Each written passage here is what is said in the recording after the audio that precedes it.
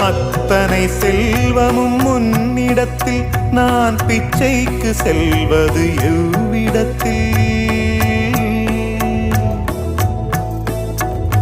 அத்தனை செல்வமும் உன்னிடத்தில் நான் பிச்சைக்கு செல்வது எவ்விடத்தில்? வெறும் பாத்திரம் உள்ளது என்னிடத்தில், அதன் சூத்திரமோ அது உன்னிடத்தில்.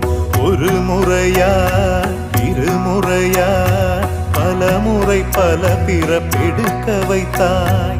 புதுவினையா பழவினையா கணம் கணம் தினம் என்னை துடிக்க வைத்தாய். பொருளுக்கு அலைந்திடும் பொருளற்ற வாழ்க்கையும் துரத்துதே.